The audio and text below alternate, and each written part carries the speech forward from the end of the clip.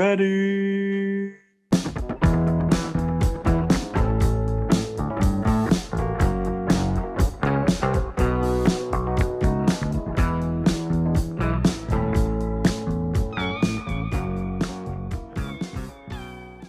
What's up, everybody? Welcome back to Listography. Jason, Joe, and Crams are here.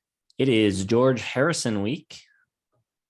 This is a remastered. I've done the George Harrison Listography solo back in the day. This is the second solo Beatle discography we are doing. We've done John Lennon Together, which I had not done on my own previously. I've also done the McCartney one solo. But yeah, I know the George Harrison solo discography very well. Enjoy it a lot. How much did you guys know? I knew 1.5 albums, and that's about it. I don't know. Obviously, I think we all had All Things Must Pass on our top 5 in 1970. No, not Graham there. Okay, well, me and Jason obviously did, but I never had like the urge to go and like do his whole discography. I really just knew some of like Cloud 9 because they had a couple singles from there. But other than that, I was pretty unfamiliar with the whole thing. I knew at least half.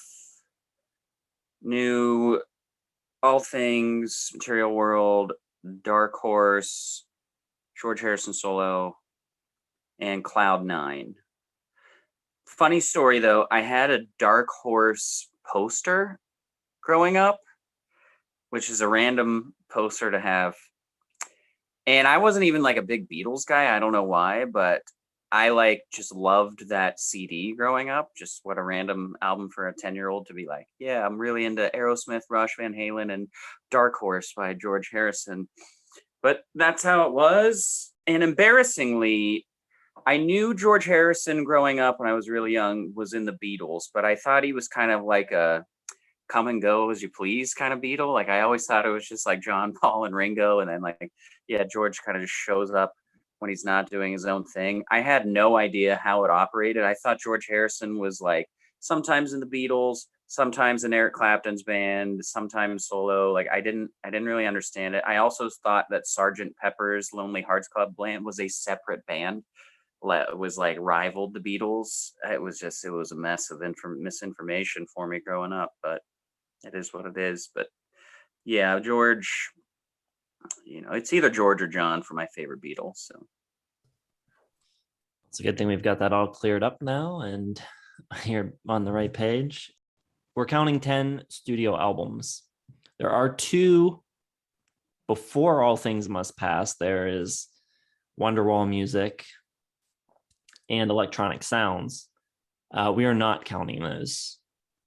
Not because they're not interesting or anything like that, but I find them incredibly difficult to compare. We're just going to do the 10 core albums, starting with All Things Must Pass, which, in all honesty, was really like his debut solo record. All right, so as far as the remastered goes, I don't really remember too much exactly the order I had them in, but I think it has shuffled around a little. I have the same number 1 still. I know that for sure.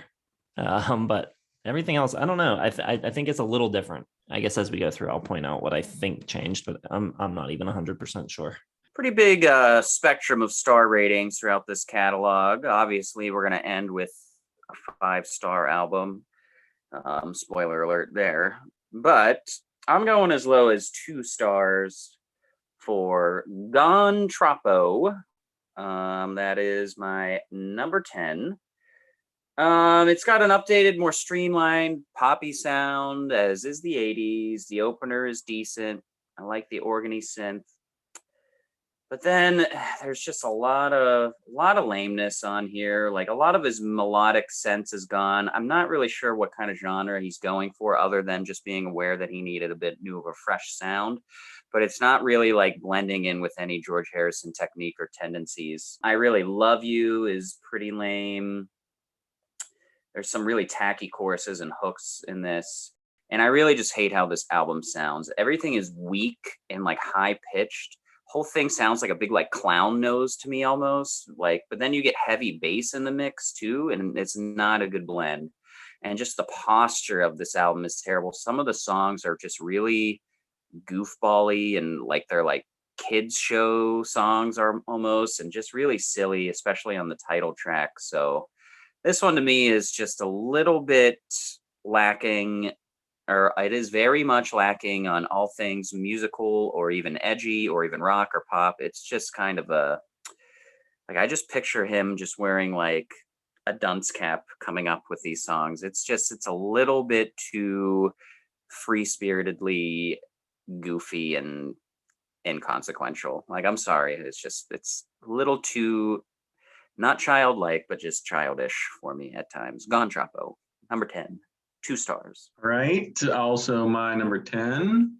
Pretty much agree with everything Cramser said. I mean, people do not look upon this record highly at all. It had some pretty bad reviews I was reading, and I think those reviews are pretty much fair for the most part. It's just, after, I don't want to like give away my whole spiel with Harrison, but after that first really great solo album, it just feels like he just kept drifting off and like never found another sound. And by the time we get to 1982 with Gone Troppo, like he's out at sea basically. He has nothing really going for him. It's kind of like soft rock, adult contemporary. Like he did a little like yacht rocky stuff on a couple of the albums before this. And at this point, he's just like lost at sea. He has no idea what he's doing. So there's really nothing interesting on this. Dream Away is okay. That one I remember that one from Time Bandits, which is a fantastic film. Much better than this album. And Wake Up My Love is okay, but there's like this just like cheesiness that just envelops this whole thing. So I have it at 2.5 stars, which is pretty much as low as I usually go for anybody, but pretty weak for an ex-Beatle. We got a trifecta at the bottom. Gone Troppo is my least favorite George Harrison solo record. He was really disillusioned at this point, not really wanting to even be a part of the music industry. And he just made this quickly to wrap up his contract. He refused to promote it. And immediately after putting it out, went on hiatus for 5 years. Didn't even chart in the UK. Only made it to 108 on the album charts in the US. So it didn't sell well. A lot of the songs, like you guys said, feel really tossed off and not really like he took his time writing anything really. I kind of like the Leroy Swearingen cover, I Really Love You, which is like this goofy doo-wop thing. It's really strange. But a track like that should come in relief of other songs that are more serious, and it should be a respite on the record. Instead, it just kind of sounds like the rest of the record. But yeah, there's some nice melodies like on Dream Away and Unknown Delight, but they're still they feel like inconsequential songs. The best track, I think, is probably Circles, which is, I think, the closing track. John Lord plays some synth on it. I thought about going 2 stars on this. Within the context of his discography, it feels kind of like a 2-star record. But when I was thinking about it and comparing it to like other things and what I'd still rather listen to a bad George Harrison record than a lot of other things. So I'm going 2.5 on it. It's a fair point. And I will continue. My number 9, I've got Somewhere in England. Not really digging the vibes on here either. I think the opener is just terrible. I don't like this style really at all, especially for George, not just as an artist, but especially as a singer. I think he is an amazing singer for ballads, really emotional songs, love letter type songs. I think he's one of the best love song singers of all time. I think he kills it when he's, pouring his heart out, because he doesn't really pour it out. It's just kind of nice, smoothly just drips out. It's great. But here he's in like jolly Billy Joel territory sometimes here, just being a little bit too snappy and fun-loving kind of guy, and that's not who George Harrison is. Unconsciousness rules, yeah, too much happy-go-lucky nature. I just don't think his voice is made for this album. I don't think his passion as an artist comes across with this style. So nothing here really works for me, even all those years ago. I'm not a big fan of. I appreciate the tip of the hat to John. I think Teardrops is awful. I just don't think there's as much obnoxious stuff on here as there is on Gone Troppo. Life itself is probably my favorite on it, no doubt. It's more in his wheelhouse, but everything else, I feel like he's just trying to get the pulse up for the age group of his fan base, but it's just not what they want. It's not what I want. 30 years later, it's not what anybody wants, and I've only got it at 2 stars. Somewhere in England, 2 stars, number 9. Again, I'm right on track with you there, buddy. This one dabbles in like that yacht rock, and I like that you brought up Billy Joel because I kind of have the same feeling. But whereas I love Billy Joel because every song he writes is just infectious, this one, like, it has some of those like soft rock kind of sounds that can go really wrong in the wrong hands. And I think at this point, I mean, I don't want to judge George Harrison too harshly in this discography, but Jason said I'd rather listen to a bad George Harrison than most other things, whatever. And totally do not feel the same way at all. I think most of these albums are pretty basic, pretty boring, pretty big letdown of the Beatles' legacy, pretty big letdown of the legacy that he created on his first couple solo albums. And this one, I mean, some of it's okay. Blood from a Clone, like it's okay. Life Itself is okay. But a lot of it's just sort of like really boring, uninteresting. It doesn't have that cool slide guitar anymore, which was kind of what was like lifting his whole thing. And yeah, I do not think these kind of late 70s to 80s albums really have anything going for them other than the George Harrison name. I think if it was anyone else, they would have just completely bombed and nobody would pay any attention to them. So I have this one at 2.5 stars as well. All right, my number 9 is also Somewhere in England. We are in sync so far. Around this time is when his frustrations with the industry really started building up. He had some conflicts with Warner Brothers. It's also the first record after the death of John Lennon. As Cram mentioned, he does All Those Years Ago on here, which is a nice, catchy tune. It's got Wings on it on backing vocals, Paul, Linda, and Denny Lane. Also has Ringo on drums. So you got 3 of the 4 Beatles on that track. I think there's some okay stuff on here. Life Itself, All Those Years Ago, Baltimore Oriole is a nice 3 songs in a row that I think are pretty good. Writings on the Wall is good. This record is a case, though, of really having a bad opening track. I hate Blood from a Clone. I hate the sound of it. The synths on it are horrible.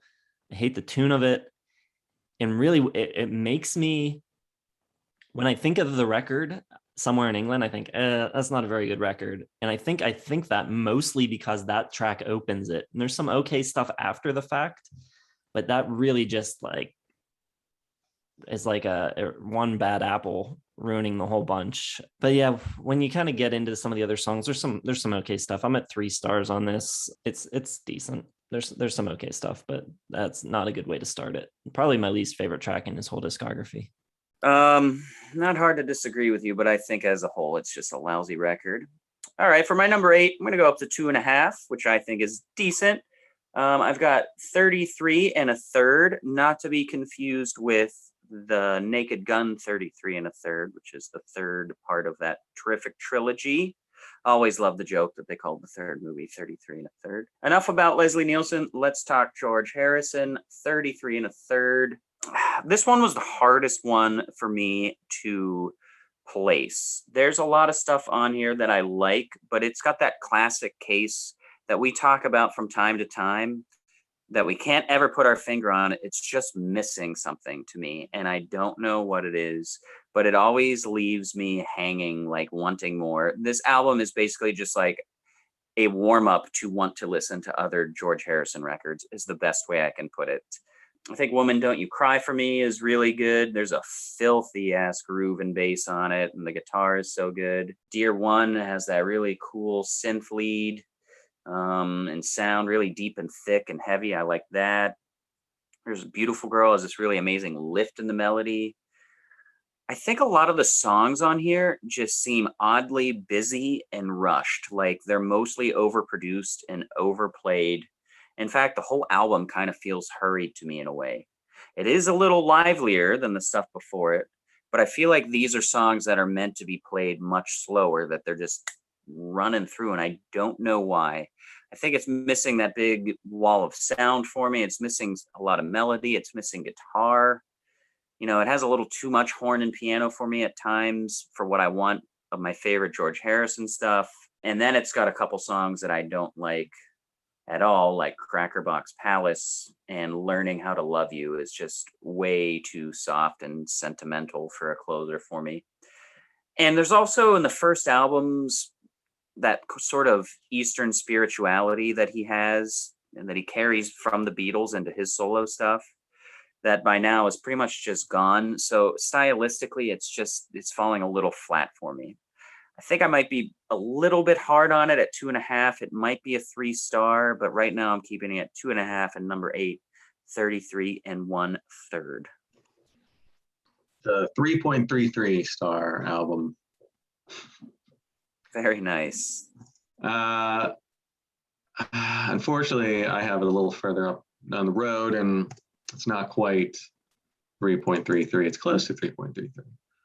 My number 8, this will be a controversial one, I'm sure. Cramser was already singing its praises. I got Dark Horse, number 8. Really wanted to like this one more, but there's a couple things playing against it. One, George Harrison's vocals sound god awful. And this is one of those things, like you can't overlook it. I don't think he's the best singer otherwise. Like even on his best day, I think each album, basically after All Things Must Pass, gets a little worse and a little worse. And this one, he had laryngitis when he was recording it. So he's just trying really hard, but it just sounds, and maybe, some people like it now because it sounds like grungy and dark and whatever, but the lack of warmth in the instrumentation, his laryngitis, he can barely stay in key on some of these songs. And it just kind of seems like living in the Material world, but with worse singing and less catchy songs. There's still that kind of Hindu Eastern spirituality, but it's getting a little sanctimonious. It's getting a little grating. And I don't know. There's a whole thing about him like shacking up with, I forget who he was. It was like Rumors level sort of drama behind this one. But unlike on Rumors, where it kind of leached into the music and made it like cool and great, this one just kind of sucks. I have it at 3 stars. And yeah, I don't like it much at all, but I guess if you're into like the lo-fi indie bad singing kind of thing, you'd probably appreciate this one more. It's like a Faith No More album almost with bad singing, since there's a ton of bad singing. Maybe no doubt. Mike Patton, no, we're not even gonna get into this. Mike Patton's one of the best singers of all time. Next week. All right. I have the same ranking as Joe. I have Dark Horse at number 8 also, but I think he is not giving it quite enough credit. I think it's a good record. I got it at 3.5 stars. So yeah, this was like a time of personal upheaval for him. He was divorcing Patty Boyd around this time. He was also launching his Dark Horse label and devoting a lot more time to his signees and not really spending a ton of time on his own material. And I think something that I don't know if gets mentioned that much or talked about that much. I feel like, on All Things Must Pass, he had years of songs, like a full back catalog of tracks ready. And then he took 3 years between that and Living in the Material World. And then he starts cranking them out. The quicker turnarounds, I think, weren't necessarily the best thing for him. Only 1 year between Living in the Material World and this. So I think George is a phenomenal songwriter, but I think a lot of times his best tracks come after long gestations and like hiatuses. I think that's often the case with him. So I don't think he's necessarily the type of writer that can just like churn out like high quality songs all the time at a fast pace. But I still think you do get a couple here and there on every record. On this record, I love Simply Shady and Far East Man, I think are top-notch George songs. I think they're both great. But overall, the whole record, I don't think it really compares song for song to the first two records. I also think maybe his confidence has taken a little bit of a hit here as well with the divorce and everything. He seems a little unsure of what this record should be. And the songs themselves, a lot of them feel like they grew out of just jams or like, you know, laying down some tracks first and then writing on top of them, whatever the case was, but they don't feel like he labored over the writing too much. Some of the tracks are pretty weak, like Ding Dong, especially, but there's definitely good stuff on this record for sure.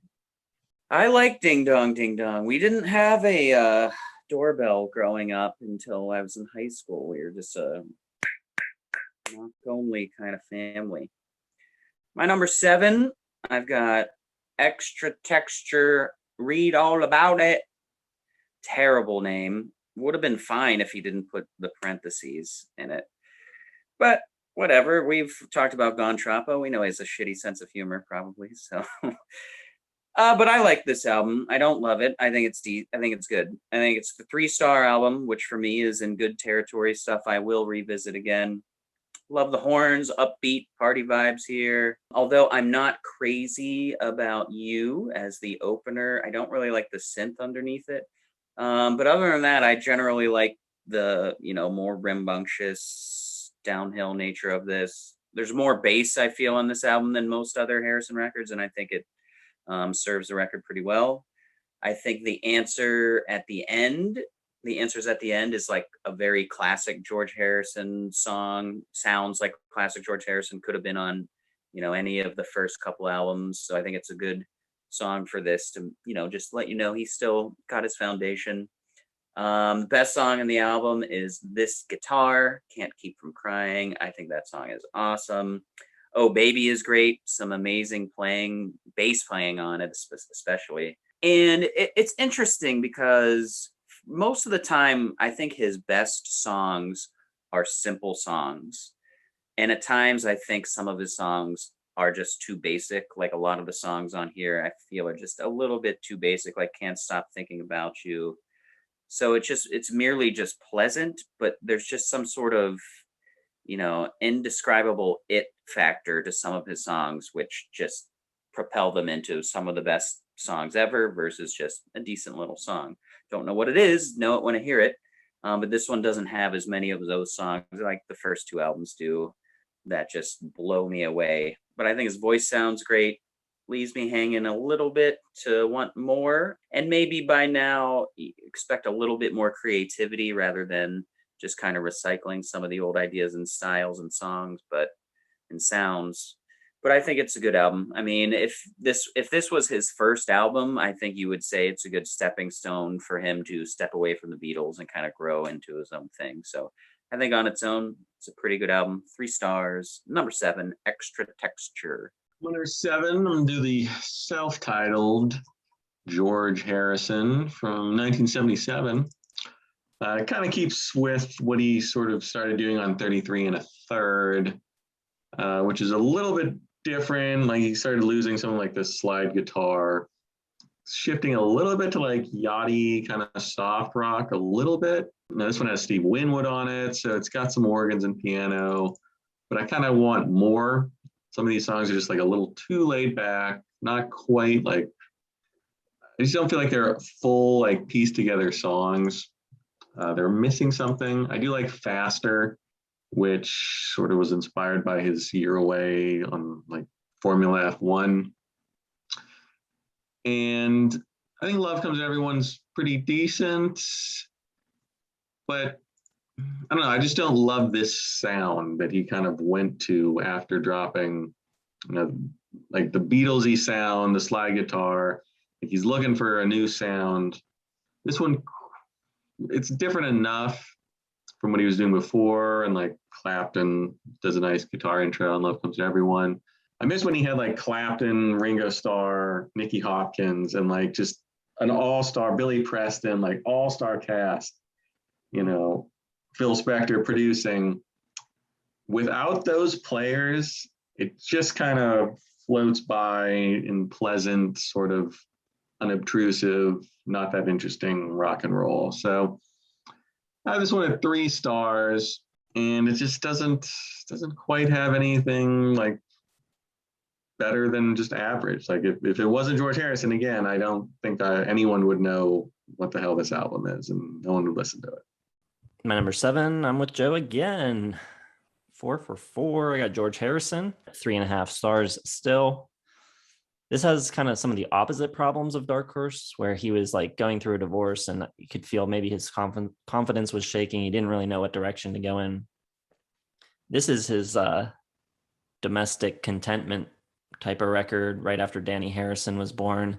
And I think it's a little maybe too comfortable. It's just a little too polite. I think there's some good songs. Here Comes the Moon, Blow Away, Dark Sweet Lady.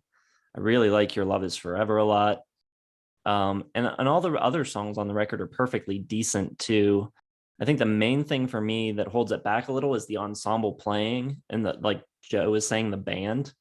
On 33 1/3, the record before it, there are some amazing like band performances, and here that never really happens. The band never really gets cooking. It's just a really polite record. The songs kind of float in, float out. Still a bunch of enjoyable songs, but it just never quite elevates to a level that of greatness or anything like that. But you know, it's a nice record. 3.5 stars. All right, my number 6, and this is where the internet goes crazy. I've got All Things. No, I don't. I don't have All Things Must Pass. Relax. But my number 6, 5, and 4 are essentially interchangeable here. They're all at 3.5 stars. So I've got 6 George Harrison records at 3.5 out of 5 and up, which means I think he's got 6 at least really good records.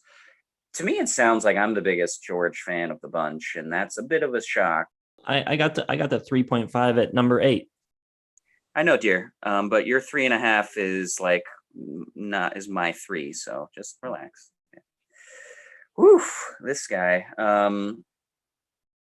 What are we on? Number 6? Number 6, I've got George Harrison, the album, 3.5 stars. Kind of agree with what Jason was saying, where this album is a little bit too polite. I think that's a great way to put it. It's definitely missing passion in the playing, not just like fast or energetic or lively playing, just a little bit more playing. Like you really want some of the instrumentation to not just cut loose, but to be more expressive. So that's my big knock at it. But I think this is a seemingly pretentious album, but he's actually like kind of poking fun of himself a little bit. It's just kind of acknowledging that he might be just a bit like lost musically, just kind of embracing it, being like, I'm George Harrison, I'm a musician, I put out albums. That's what I do. Here Comes the Moon. So I think it's pretty cool.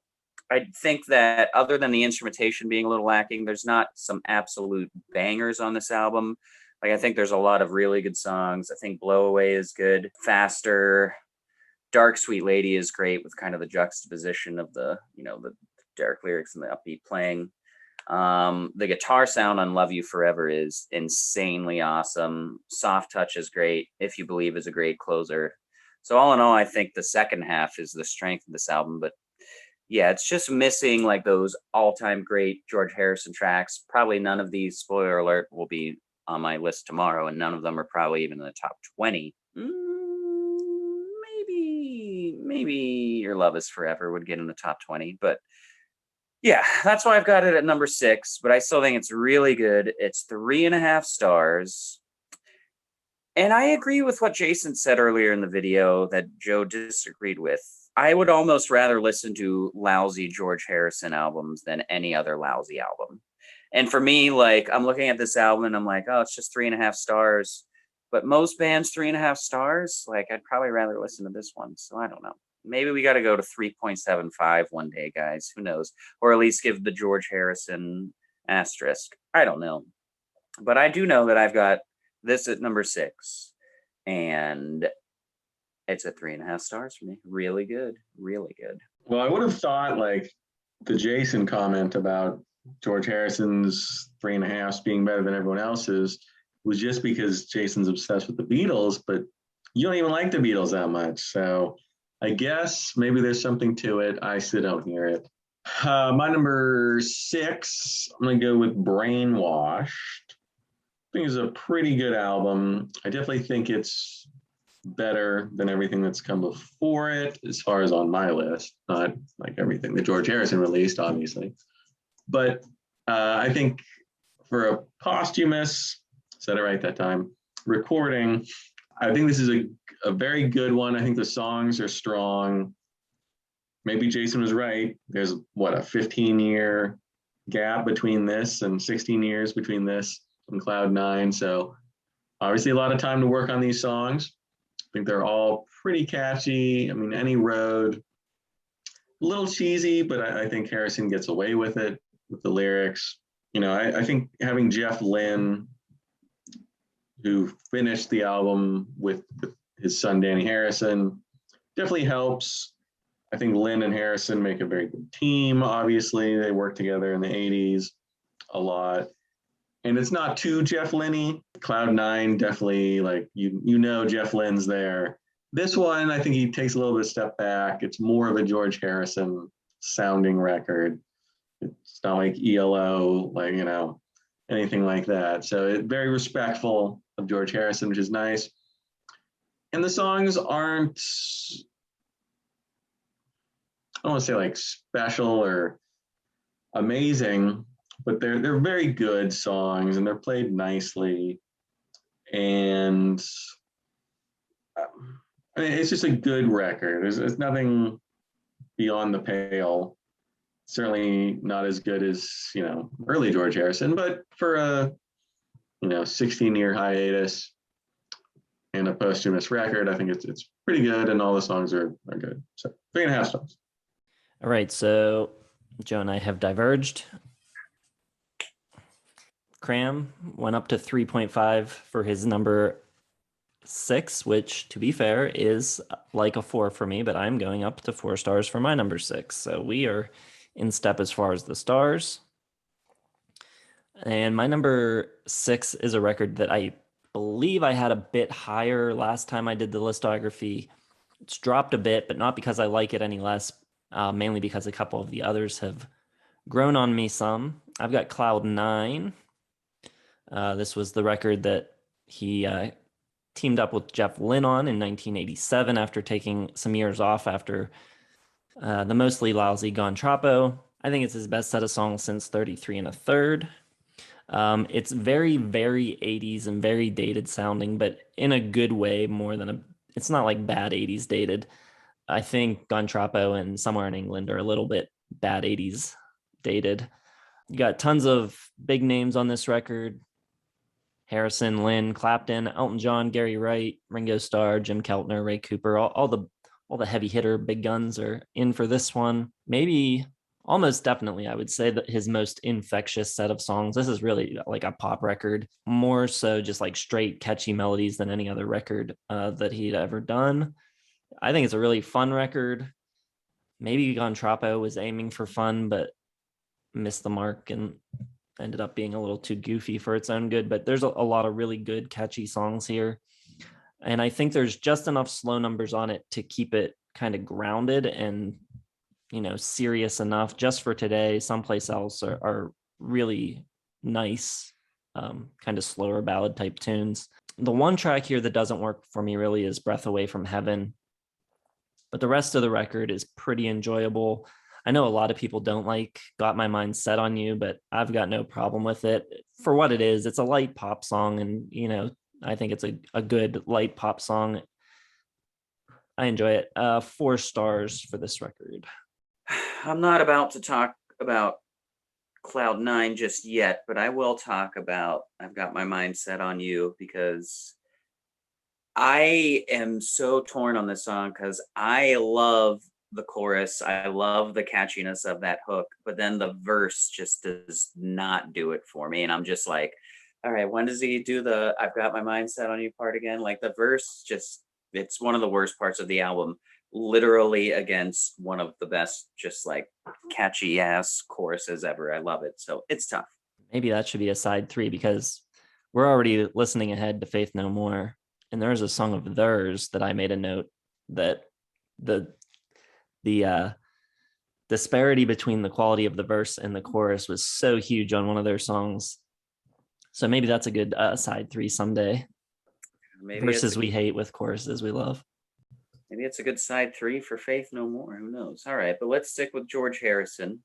For those of you maybe watching for the first time, we don't think George Harrison and Faith No More sound alike. We're just talking about the seriality of our episodes, and Faith No More will be coming up shortly.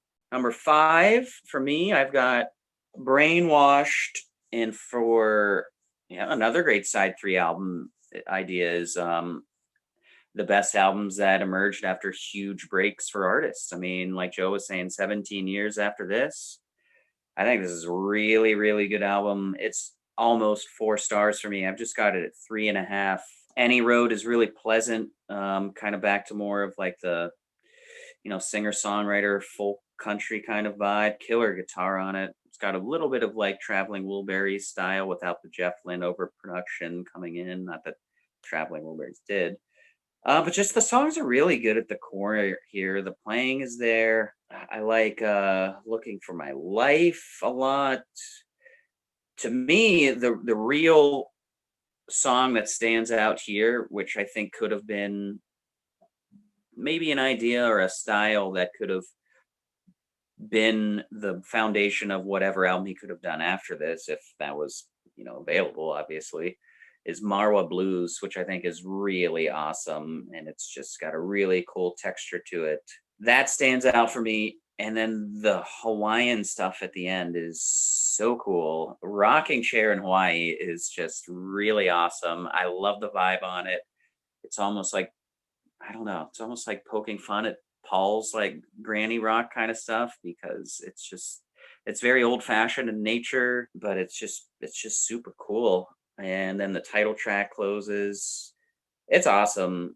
Towards the end, this is probably the album I listened to the least of the stuff that I didn't know going into this. Like I listened to everything twice and then kind of went through a second time of the albums I didn't know. Brainwash I didn't really get around to a third time. So I think it could grow, and I think it's awesome. And man, when his songs are on, they're like dead on. So yeah, I think this was a really impressive comeback for him. And just the most impressive thing is, like Jason was saying, maybe that's what his songs need, are just like him getting them down and then kind of just letting them saturate, marinate in his thoughts. Maybe they're completely different for years and he's just going in and tinkering with them, and then they finally just become like this perfectly molded thing. So maybe that's what happened with Brainwash, but nonetheless, like coming out of this and just still being himself is really impressive. So 3.5 stars. Number 5, Brainwashed. Number 5 is going to be 33 1/3.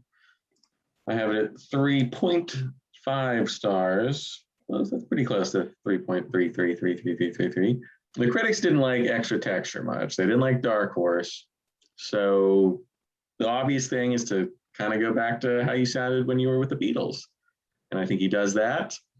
I think his vocals sound stronger. I think the music is richer and brighter. I think it's a better overall kind of sound. I think it's stronger for him.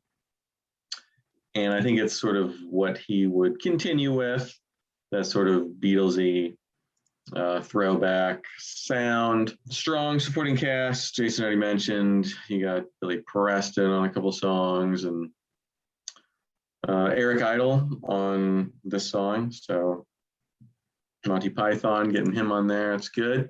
I mean, I like all these songs, but I don't know, there's something about these mid-period George Harrison albums that nothing really like super stands out. None of these songs are making my top 10. Like I have 3 albums represented in my entire top 10.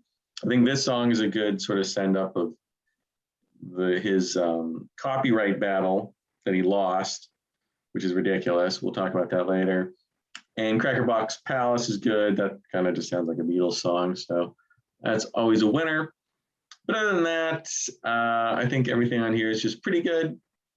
But nothing, these are all 3.5-star albums. I'm never going to listen to them ever again until we do our super Beatles solo act, all albums at once kind of thing that we'll do once we do all the solo Beatles. So I don't know. Harrison might be battling for the bottom with Ringo for most of these.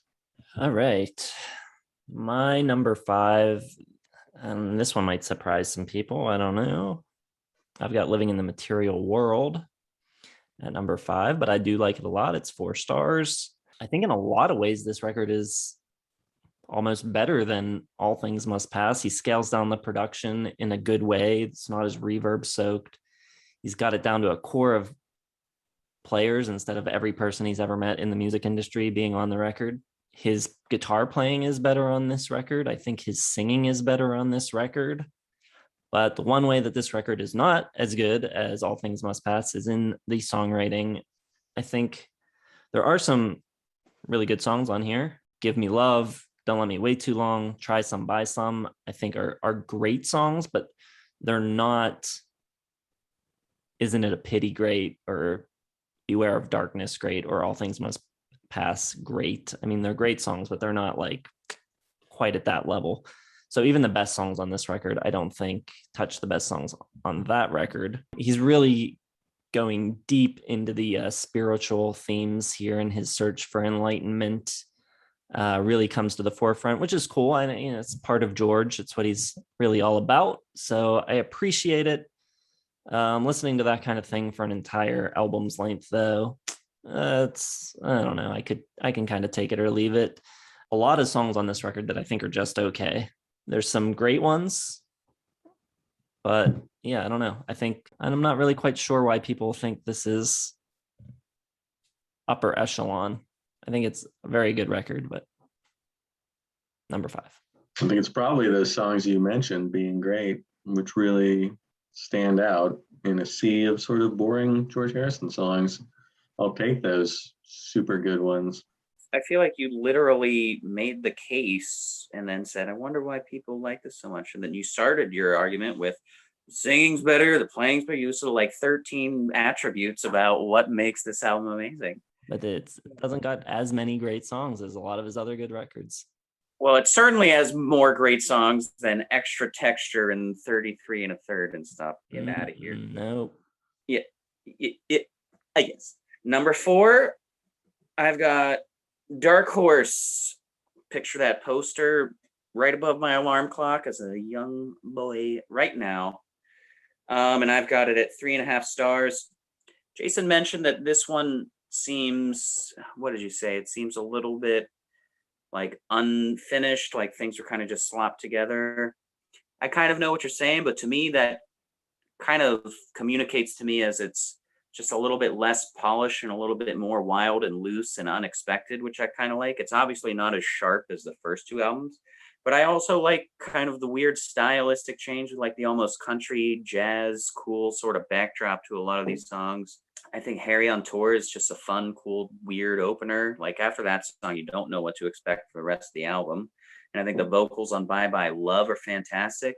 And I think a lot of his spirituality, enlightenment sort of, journey kind of disappears on this a little bit. And he's just kind of being a little bit more grounded and having his boyish charm come out a little bit. I mean, I like Ding Dong Ding Dong, and I don't think anyone else could pull off a song with that melody the way he does and make it unhateable.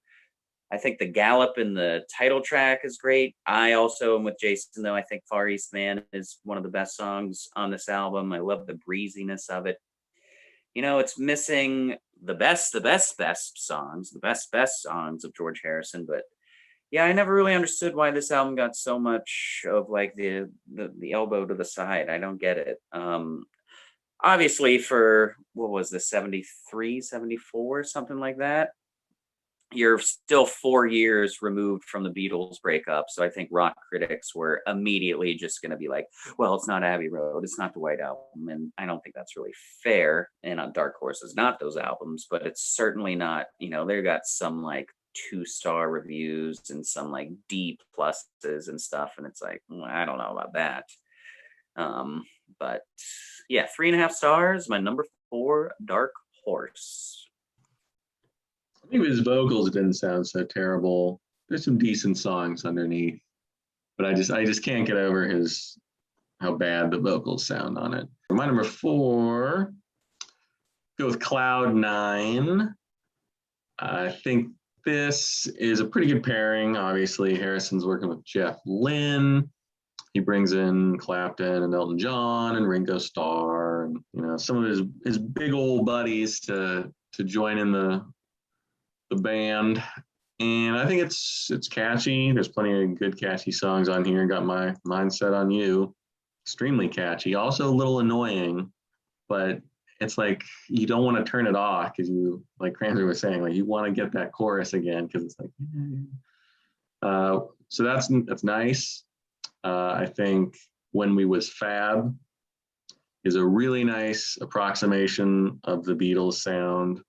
Basically, Jeff Lynne was like, please let me do this song because I'm just gonna every trick in my bag to make this kind of sound like the Beatles. And it works. I think it's a great song. Nice little reminiscing of when he was fab. And Clapton's work on Cloud 9's pretty great. Like the production, Harrison and Lynne, great combo. So it's 3.5 stars because it's a little too 80s sounding, even for me. And compared to like ELO and Traveling Wilburys, I think I like that sound. And those albums a little bit better, but pretty solid for Harrison on this one. My number 4 is a record that got very bad reviews upon release, but I think it is extremely unfairly criticized. I've got Extra Texture. I love You. I love the way it opens. That riff is so cool. It's got that great groove from Jim Keltner. I think the drumming on it's amazing. The piano at the end with Leon Russell is great. Jim Horn's sax playing on it is really cool. I think it's a fantastic album opener. A lot of the rest of the record is very key centric, a lot of piano and keyboards and stuff like that. But I think that makes it a kind of a different experience for a George Harrison record. It's also a very, very ballad heavy record, which is maybe what a lot of people didn't like about it. It is kind of slow paced after You, which opens kind of, with a lot of energy. It really slows down after that. But once you get past that, I think the songs are great. And I think the playing on it is even greater, not just from George, but from everybody on this record. I think the band on this record is excellent. Ooh Baby, You Know That I Love You. It was a really cool track. I love the sound of it, the electric piano and the warm brass parts that are all over the track, I think sound great together. World of Stone, Can't Stop Thinking About You, This Guitar Can't Keep From Crying, all good songs. But I think it works for me, the fact that it's all kind of slow. It's like the preferred George mood for me. I mean, it's cool when he does the upbeat pop stuff, and the stuff on Cloud 9 is cool, but I think it's a very natural fit for him to write these kind of songs. I think people were far, far too hard on this record. There's some really cool guitar work, interesting chords on Tired of Midnight Blue also, which is, I think, an underrated track. So I think this is full of hidden little gems that people don't really, either they forgot them or they never heard them, or I don't know why this record is thought so poorly of, but I think it's great. 4 stars. All right. Top 3. My number 3 is Cloud 9. I've got it up to 4 stars. I think this is a great album. It is a great pop rock album. Jeff Lynne, maybe, really dig the production here. Right in my 80s sweet spot. Like this sound with like the really elastic, pristine, clean, sparkling guitar, a little bit of synth backing. Albums like this and like Get Close by the Pretenders that just have that really like just pretty high end. I love it. Basically, every time a song on this album ends, I expect Learning to Fly by Tom Petty to be the next song just by how the last one sounded when it ended, but it's not going to happen. Yeah, and I just think, I mean, you guys already talked about this album. I think the songs are just really catchy. I think they suit kind of his disposition right now pretty well. He's a little bit carefree and fun. Cloud Nine is a good song. That's What It Takes. Fish in the Sand. This Is Love. The only song on here that doesn't really work for me is actually Devil's Radio. I find a little bit bland, but I kind of like the weirdness of Breath Away from Heaven. Even like the bonus track Shanghai Surprise, which is pretty cool. And we already talked about Got My Mind Set on You, one of my biggest cases of 5-star chorus verse, just a plummeting verse. But yeah, I mean, not much more to say about it. My number 3, Cloud 9, 4 stars. Probably won't ever get up to 4.5 because I don't think there's that many like amazing songs on it, but I think all the songs are really good. And like Jason was saying, it's like a perfect amount of fun with like some songs that kind of rein you in that aren't quite as like, woo, yeah, George Harrison still killing it. So, but it's really cool. And it plays to the crowd of like the late 80s. We grew up with the Beatles and now we have money and have convertibles. So this is hitting my sweet spot. My number 3, I got Extra Texture. Read all about it. I think it's a pretty good album. I think side 1 is great. From sort of the big orchestration of You to World of Stone. All solid songs. Answer at the End, This Guitar Can't Keep Crying, Ooh Baby. I hear a little bit of like Hall & Oates, almost like Philadelphia Soul in here. I like the emphasis on the keys. I think that's a big improvement over Dark Horse. And I like that he has like a new sound here. I think he sort of went as far as he can go. I guess. I mean, I could have had the slide guitar and the Indian raga stuff forever, as long as he didn't record this album with laryngitis. I think it could have just kept going with that. But on this, he's like, okay, I'll do something else. I'm going to get out of the Dark Horse sort of whatever vein. And I think it works. I have no idea why it has such poor reviews. With Jason, there's nothing bad on here. Even sort of the slower kind of piano heavy songs, I think they're all well written, well produced, and a great cast of characters: David Foster, Leon Russell, and Billy Preston, and the usual. Phil Spector produced or co-produced a couple of these tracks as well. A little Motown sound on here. I think it's quite good. I don't know if I'm going to go 4. I guess I'll go 4 stars on this one. It's right on the edge. It's a low 4 stars, so don't get too excited. And 4 stars for 1975, that's like 20th of the year or something. But it's a pretty good album. And like Jason, I have no idea why critics really hated this in 1975. It makes no sense. Right, my number 3 is going to be Brainwashed. The final solo album came out after he passed away in 2002, was finished up by Danny and Jeff. He had been working on it off and on since 1988. And he wrote Any Road as like around the time that Cloud 9 was wrapping up, so that some of these tracks had been around for a very long time. But he just seems so comfortable here. He feels like the whole record seems totally at peace with the fact that, whether or not he knew that he was dying at the time he recorded any of these songs, and I don't know what songs were actually recorded when, but he just seems at peace with everything. There's a lot of wisdom in the songs, I think. It's a great last record for an artist like George, who was so spiritual. And, I think there's a lot of that in this record. Jeff Lynne's fingerprints are all over it for sure, but like Joe said, it's not as heavy-handed as it was on Cloud Nine.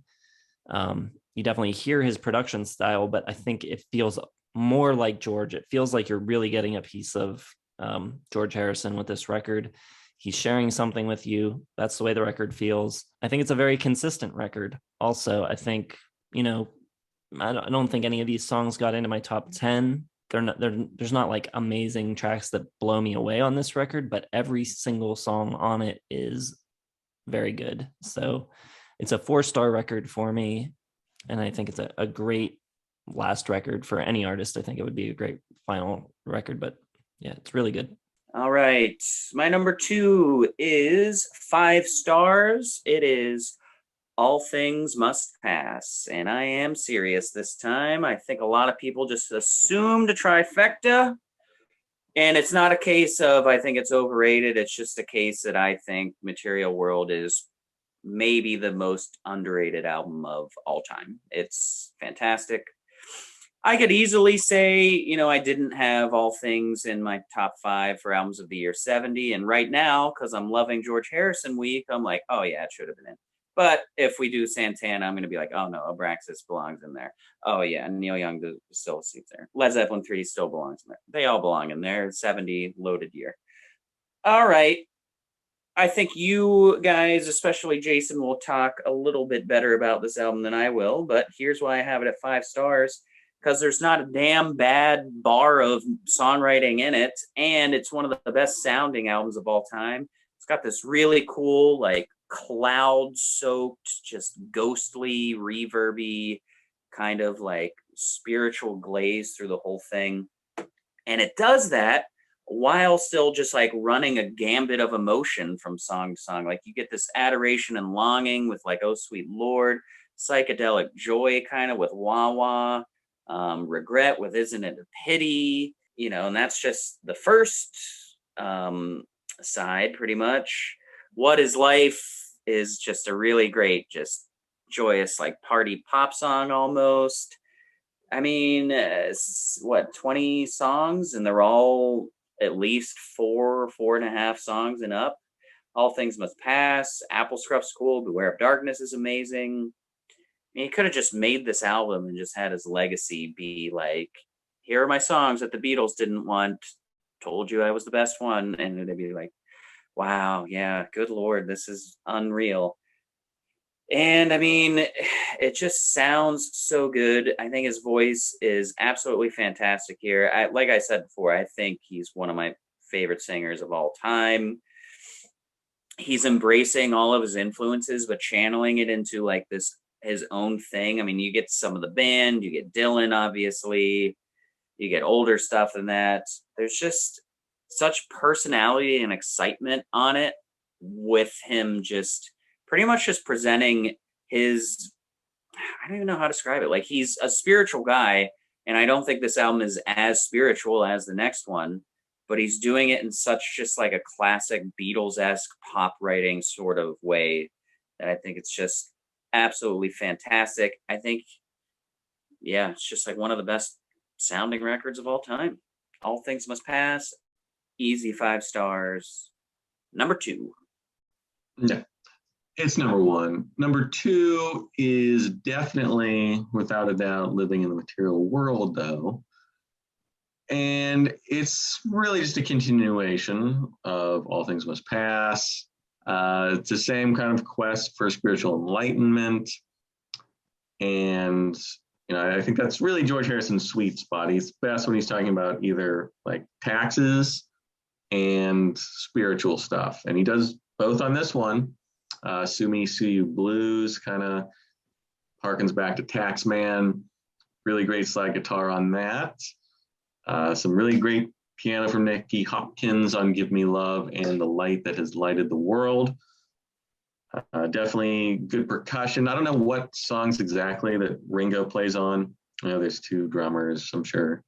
Actually, Jason didn't mention it, so I don't know. But the drums are great on this one.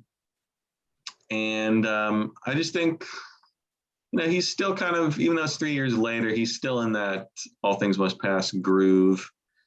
And it's just good songwriting. It kind of gets a little off the off track towards the end. Side one is definitely superior, but it's a really good side one, and the guitar playing is great, the singing is good, and it's just a good album. It's 4 stars. It's not a great album. It's not a all-timer or anything. It's in the top 30 of 1973 for me. But I don't know. For me, everything is just sort of tainted in the glow of All Things Must Pass, and everything else is just kind of, I don't really need anything else from George Harrison when I have All Things Must Pass. So it's a good album, 4 stars. My number 2 is going to be 33 1/3, which I think is excellent. I think it's got a really kind of unfussy production, really clear and rich sounding. I think it sounds great. It starts a little strangely with Woman Don't You Cry for Me. It just kind of like blasts out of the speakers right out of the gates, that crazy slap bass from Willie Weeks. It's a little much, kind of over the top. And then the second track, Dear One, is a little strange and a little kind of clunky after that. It's such a shift in feel right out of the gate, with Woman Don't You Cry for Me being so kind of like jubilant and upbeat. And then you get this really down, weird song with really unusual synth sounds on it that don't work too well for me. After that, though, this record really gets on a roll. I think there's a ton of good songs. Every song after the first 2, I think, is great. Beautiful Girl is really good, with some great slide guitar on it. This song is fun, upbeat, lighthearted. See Yourself, I think, is great. Pure Smoky is really awesome. I love the electric guitar on it, the horns on it. Might have my second favorite George Harrison guitar solo ever on that track, behind Something. I think the guitar solo on Pure Smoky is amazing. I think it's a really, really good collection of songs with really, really good performances. And I really enjoyed the kind of interplay between the musicians on this, which is what elevates it to number 2 for me. I think as if you look at it as a band, I think they're just cooking on this record. The band sounds really good. They're all playing together really well. And I think other than the first 2 tracks, the songwriting is incredibly good and consistent. All right, my number 1, going against the grain, Living in the Material World, 5 stars. This was a nail biter. It's not like I came in all pompously like, I'm going to have Material World in a number 1. It's very close, and let me explain why. And Jason kind of touched on this a little bit.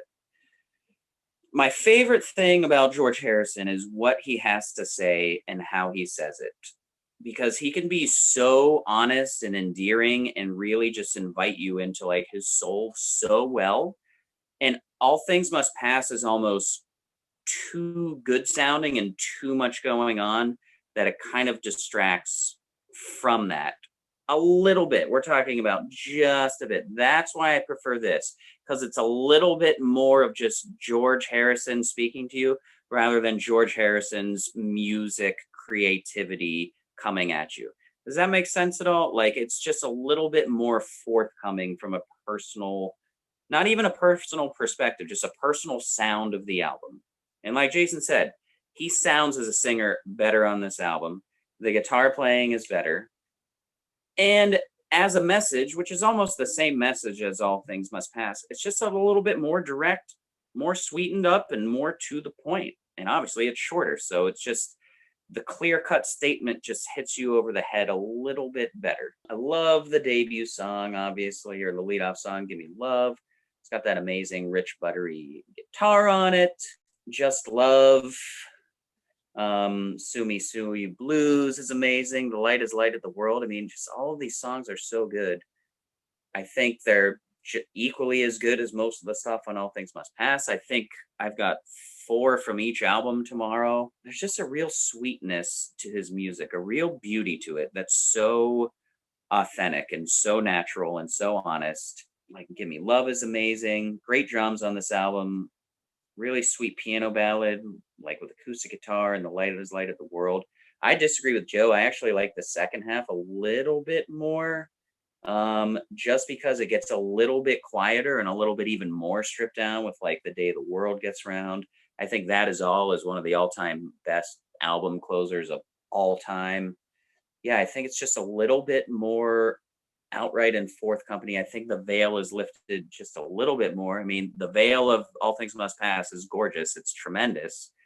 Yeah, I mean, and I also think this is just like a little bit more spiritual without being obnoxious. I don't agree with Jason that it's too much by the end.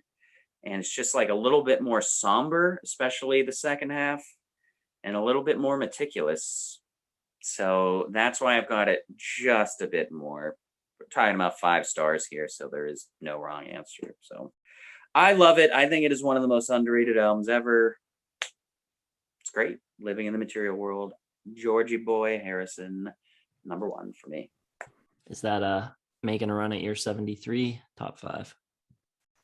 No, because that's a loaded year as well. I mean, it's got to be a lot of stuff. Well, that's interesting. I definitely 100%. I would have put thousands of dollars. I would have put my whole house on the fact that we would have a trifecta on this one. I didn't think there was any question about it. My number 1, obviously, is All Things Must Pass. And unfortunately, it's almost too good because it negatively colors my opinion of every other album that he's done.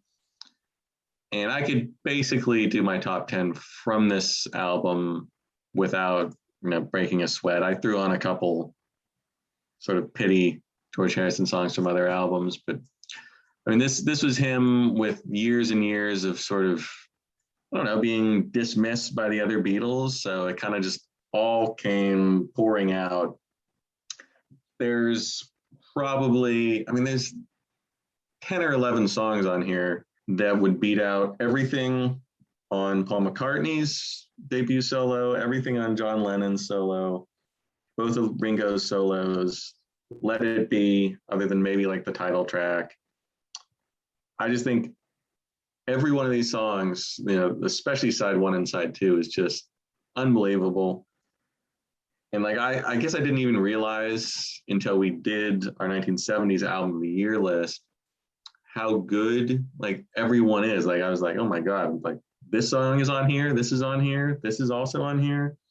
I'd Have You Anytime, working again with my boy Bob Dylan. Love it when he kind of guest stars on these tracks. Just a really nice sort of sweet song, My Sweet Lord, which the fact that he lost the copyright case is insane because those songs sound nothing alike. I think it's ridiculous. I hate the musical copyright system. Total garbage. Got your back on this one, George. Wah Wah has that great guitar sound. Clapton's on here. Isn't it a pity? That big kind of swelling orchestration. What Is Life has that instantly iconic riff. Let It Down, Run of the Mill, Beware of Darkness, the harmonica on Apple Scruffs. There's just so many great songs on here. They all sound fantastic. I think George Harrison works best when he brings in a bunch of guest stars. I totally disagree with Kramzer on that kind of fact. I think he's better when he kind of adorns himself with Clapton and Ringo and Billy Preston and all these other great players. And I think his music works best when it's bigger and larger than life and produced by Phil Spector and sort of over the top in that kind of way, adorned with all the trappings of, little extra things, a little George or a little Eric Clapton solo. I think it all helps. It's a 5-star album. It only didn't win in 1970 because sides 5 and 6, it's a triple album. It's really friggin' long. But, it's also basically a greatest hits album. So it's easily 5 stars. And I think it's easily the best Beatles solo album. Yeah, George got tired of being disrespected by the Beatles. And I think he would have one-upped them there at the end. Not totally, obviously. The Beatles, they're the Beatles. But I think I like this better than the White Album or pretty much anything the Beatles did after 67, other than Abbey Road, of course. Every time I listen to White Album, I like it less and less. So I'd like to go back and redo 68 so I can put it in its place. Well, I am with you that it is an easy 5-star album, but a lot of what you said was not correct. Yeah, I like George Harrison a lot. I've got 6 of his albums 4 stars and up, but I think this is miles ahead of all of those other 4 stars. Don't have any 4.5s. This is a big jump. It was my 1970 album of the year. And, he had a stockpile of songs from a bunch of sources. Isn't It a Pity and The Art of Dying both go way back to 66. I'd Have You Anytime was written with Dylan. The title track, Hear Me Lord, Let It Down. They were all introduced to the Beatles during the Get Back sessions. Wah Wah and Run of the Mill were written around that time too. I think as those sessions were winding down. What Is Life was written on the way to produce Billy Preston. And a lot of the other tracks were written at the early part of 1970. So the tracks coming from various points, but man, it all works so well together. I think all the tracks are so good, and not to discount the rest of his catalog. I think he has 5-star songs scattered throughout all of these albums, but these songs are on another level. And I think it's a really good sounding record too. I'm a little torn on the reverb. There's debate about that. George Harrison says the reverb, he put too much reverb on it, and maybe he did, but I'm a little torn. I would like to maybe hear it a little drier, but at the same time, I don't think it drowns out the songs at all. I still think you can hear what's going on, and I also think that it gives the record a unique character and a distinct sound. I also think there's a ton of great slide guitar on this too. It's really interesting to me the way he developed his guitar style after the Beatles, because he didn't do a whole lot of that type of playing in the Beatles, hardly any. It really was a staple of his solo career, kind of him blending his fascination with Indian music and the sitar style with bluesy stuff, and a little bit of the Hawaiian music that he was getting into playing ukulele and stuff. So all of that kind of melds together into this really cool guitar style, which I love. I think his guitar playing throughout a lot of his solo records is really fantastic, but especially here, I think it's really good. The Apple Jam record, I don't count it against it at all. I think it's a nice little bonus record, but if you just look at it as a pure double record, it's phenomenal. Easy 5 stars. I don't think it's the best Beatles solo album, but it's up there. Yeah, we haven't talked much about him as a guitarist, but he is fantastic guitar player. One of my favorite live performances ever is when he's playing guitar for Dylan's Love Minus Zero, and he starts to play It's Not For You accidentally. Dylan walks up to him. He's like, no, we're doing Love Minus Zero. He's like, oh, okay. Starts to play it correctly. It's so good. But yeah, I wonder if he was like, John, Paul, we could use a little slide guitar in this. And they're just like, shut up, George. We're not putting slide guitar in this. There you go. George Harrison. I enjoyed it a lot. Any final thoughts before we sign off? This was one of my least favorite discographies.